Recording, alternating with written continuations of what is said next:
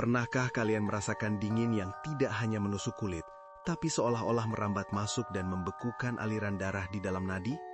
Di dataran tinggi Dieng, tepatnya di sebuah area yang kini hanya menyisakan nisan-nisan bisu, rasa dingin itu membawa pesan kematian. Namanya Rina, mahasiswi berusia 20 tahun yang menganggap sejarah hanyalah tumpukan kertas kusam, sampai dia sendiri menjadi bagian dari narasi yang mengerikan itu. Rina datang ke Banjarnegara bukan untuk berwisata. Dia sedang menyelesaikan tugas akhir tentang desa-desa yang hilang di Nusantara. Pencariannya membawanya ke sebuah titik koordinat yang dalam peta modern hanyalah lahan kosong. Namun dalam ingatan kolektif masyarakat lokal, tempat itu adalah luka yang belum kering. Desa Kepucukan. Desa yang dihapus dari peta dunia dalam satu malam pada Februari 1979. Jangan keluar jika matahari sudah condong ke barat, Nu. Bisik Mbah Darmo, seorang tetua desa yang rumahnya menjadi tempat Rina menginap.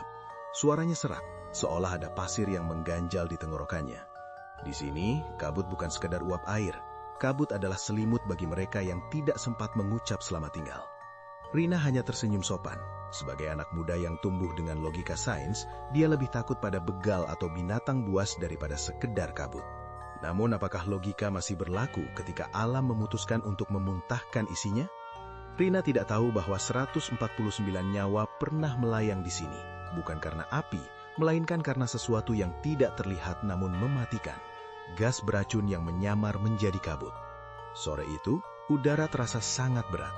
Bau belerang yang biasanya samar, tiba-tiba mengental, berubah menjadi aroma telur busuk yang menyengat, ciri khas gas hidrogen sulfida.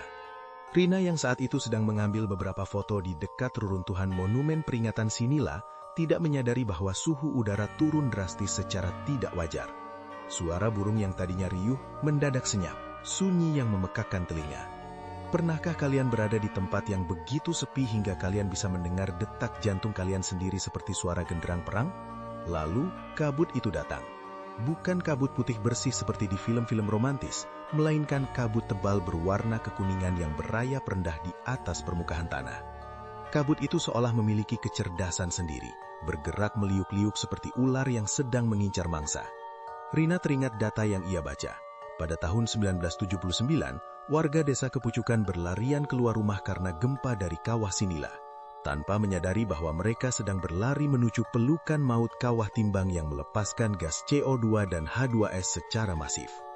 Mereka mengira kabut itu adalah jalan keluar, padahal itu adalah pintu liang lahat. "Tolong!" Sebuah bisikan lirih terdengar di balik dinding kabut. Rina tersentak. Suara itu bukan berasal dari satu arah, melainkan seperti mengepungnya. Dia mencoba melangkah kembali ke arah desa, namun jarak pandangnya kini tak lebih dari 1 meter. Dunia di sekelilingnya menghilang, digantikan oleh tembok kuning pucat yang menyesakan. Setiap kali dia menarik nafas, dadanya terasa seperti terbakar. Paru-parunya seolah dipaksa menghirup ribuan jarum kecil yang panas. Di tengah kepanikan itu, Rina melihat bayangan. 1, 2, lalu puluhan siluet manusia muncul di dalam kabut. Mereka berjalan beriringan, namun gerakannya aneh, patah-patah dan kaku. Ada yang menggendong anak, ada yang menyeret kaki. Semuanya bergerak menuju satu arah yang sama, lembah yang lebih rendah. Rina mengenali pakaian mereka, kain jari kumal, baju lurik, gaya busana akhir tahun 70-an. "Hei, tunggu!" teriak Rina, namun suaranya hanya berakhir menjadi batuk yang menyakitkan. Salah satu siluet itu berhenti dan menoleh. Rina membeku. Sosok itu tidak memiliki mata, hanya ada lubang gelap yang terus mengeluarkan uap kuning.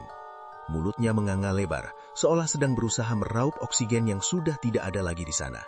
Sosok itu adalah visualisasi dari penderitaan terakhir para korban Sinila, yaitu mereka yang mati lemas, tercekik oleh udara yang seharusnya memberi mereka hidup. Barulah Rina sadar, kabut ini bukan sekedar fenomena alam. Ini adalah kabut pengiring. Mitos lokal mengatakan bahwa pada saat-saat tertentu, sisa-sisa gas beracun itu menyimpan memori traumatis dari mereka yang tewas, dan siapapun yang terjebak di dalamnya akan dipaksa untuk ikut dalam barisan orang-orang yang mencari nafas. Langkah kaki Rina terasa berat, seolah tanah di bawahnya berubah menjadi lumpur hisap. Dia mulai berhalusinasi. Dia melihat Mbah Darmo berdiri di kejauhan, tapi wajahnya berubah menjadi wajah ayahnya, lalu ibunya memanggilnya untuk masuk lebih dalam ke kabut. Apakah ini cara kabut itu bekerja? Memainkan ketakutan terdalam kita untuk memastikan kita tidak pernah keluar? Dengan sisa tenaga yang ada, Rina teringat pesan Mbah Darmo yang sempat ia remehkan.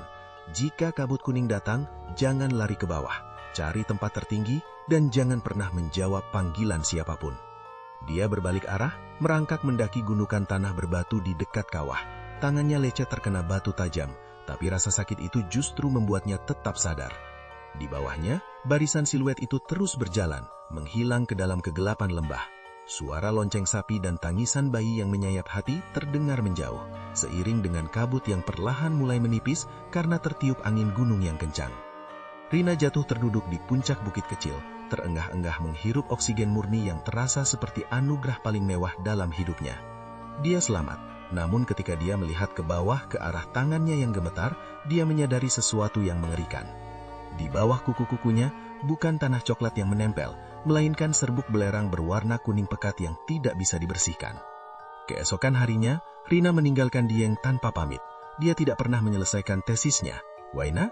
Karena sejak malam itu, setiap kali dia bercermin di pagi hari, dia tidak hanya melihat wajahnya sendiri.